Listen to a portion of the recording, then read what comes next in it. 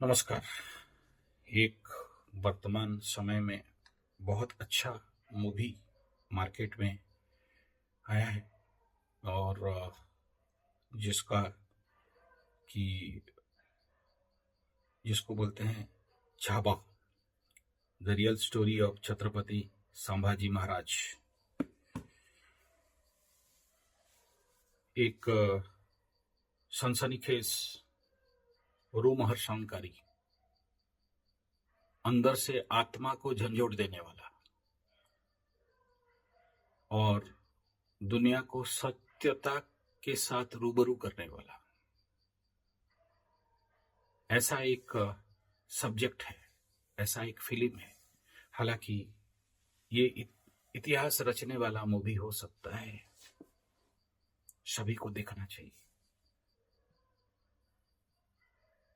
लोगों का जिंदगी में थोड़े थोड़े धोखा के में डर जाते हैं, थोड़े थोड़े धोखा में जिंदगी पस्त हो जाता है, मायूस हो जाते हैं।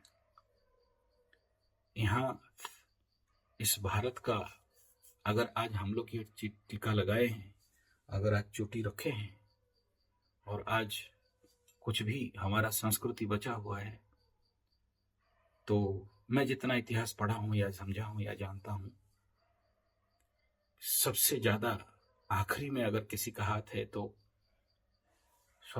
शिवाजी महाराज के सुपुत्र और मुख्यतः शिवाजी। हमारे कहा जाता है कि मराठों के द्वारा हमारे उड़ीसा का जगन्नाथ मंदिर जो बंद हुआ था, रथ यात्रा उनके द्वारा हुआ।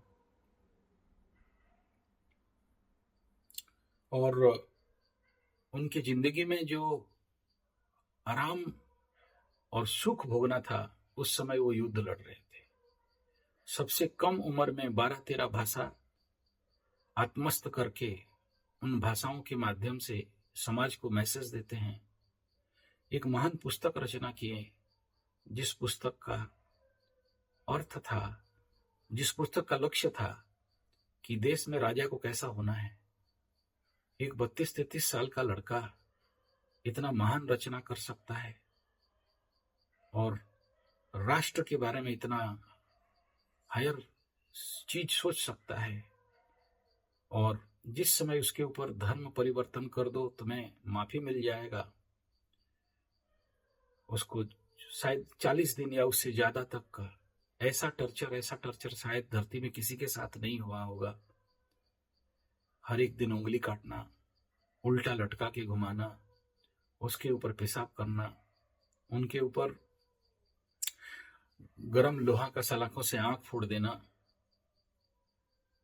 इस समय इन फिल्म के माध्यम से विश्व समाज के ऊपर एक बड़ा सा मैसेज जा रहा है कि देख लो कौन क्या है।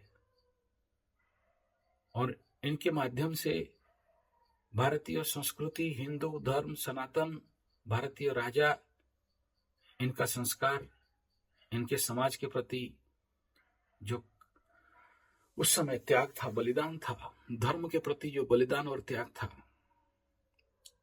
उसका एक नंगा चित्रण इस फिल्म के द्वारा, इस चलचित्र के द्वारा, इस मूवी के द्वारा लोगों के मानसिक परिवर्तन के लिए एक महान माइलस्टोन बनने जा रहा है।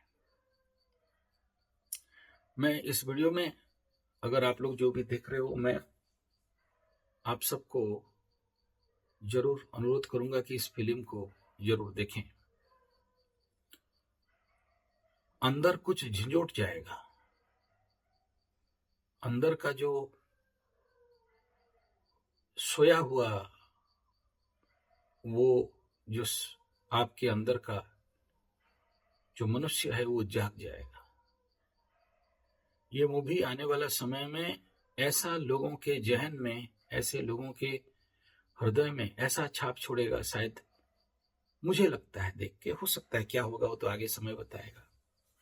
लेकिन इस फिल्म का जिस समय उदय हुआ, या जिस समय इसका निर्माण का मैं हिस्ट्री देख रहा था और एस्ट्रोलॉजिकली जिस समय ये बना है, इस समय का कुंडली को अगर देखते हैं तो विश्व दरबार के लिए एक आंख खुलने वाला और लोगों के मानस पटल में पड़े हुए बहुत सारे झूठ संस्कारों को विनाश करने वाला फिल्म बनने वाला है। मैं ग्रहों गोचरीय स्थिति को अनुध्यान करते हुए, ट्रैकिंग करते हुए मैं देख रहा था कि आने वाला समय अगर सच में, अगर देखिए आप अगर संजय जी 75 टेस्ट एस्ट्रोलॉजी में जाएंगे तो 3 मुख्य वीडियो अभी मेरा हुआ है। एक है 200 साल के अंदर महिलाओं के ऊपर अत्याचार होने का जो कुंडली, एक स्टैटिस्टिक्स रिपोर्ट बनाया हूं, आने वाला समय महिलाओं के ऊपर इस प्रकार का विपदा। दूसरा है भूकंप के ऊपर 200 साल के हिस्ट्री, भूकंप कब होता हुआ, तो उसका भी रिकॉर्ड निकला जिस समय शनि राहु एक साथ किसी घर में मिलते हुए पाए गए। उसका भी वीडियो दिया हूं, कल का पब्लिश है, आप लोग देख सकते हो संजय जी 75 टेस्ट एस्ट्रोथेरेपी में। तीसरा था होलोकॉस्ट, जैसे हिटलर नाजियों को, नाजी सेना वो जो लोगों को रख के चेंबर में मार रहा था, इधर चाइना के ऊपर जापान का इसी प्रकार का ही होलोकॉस्ट मतलब अत्याचार, और ठीक उसी टाइम पीरियड के आसपास जालियाना बाग हत्याकांड, और ठीक उसी टाइम जोन का पास्ट में 100-150 साल के टाइम पीरियड में जिस समय काफिरों के नाम पे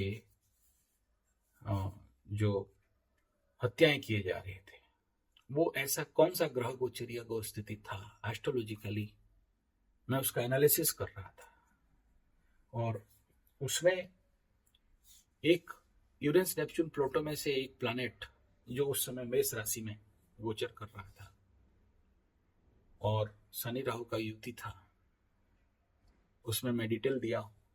तो आने वाला समय ये 3 चीज, एक भूकंप और एक धार्मिक उग्रता और जिसको बोलते हैं गदर, और महिलाओं के प्रति कथित अत्याचार, और संभवतः तो अभी अगर चाइना अपने रोहिंग्याओं को लेके कर रहा होगा, जो अभी तक बाहर नहीं आया है, आज नहीं तो कल सत्यता कभी छुपता नहीं। ये जो जवाब फिल्म है, भारत सरकार, एजुकेशन मिनिस्ट्री, मैकोले एजुकेशन और कथाकथित सेकुलरिज्म जो चीज को छुपा के रखे थे, ये फिल्म उसको उजागर कर दिया। इसलिए बोलते हैं सच कभी छुप के नहीं रहता, आज नहीं तो कल बाहर उघड़ के आता है।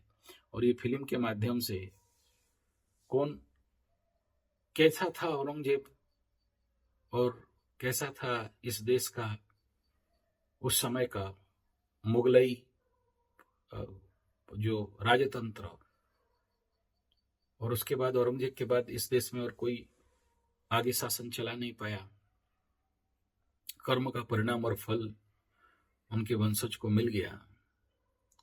उसका एक प्रारंभिक बेस समझने के लिए ये मूवी, ये चलचित्र।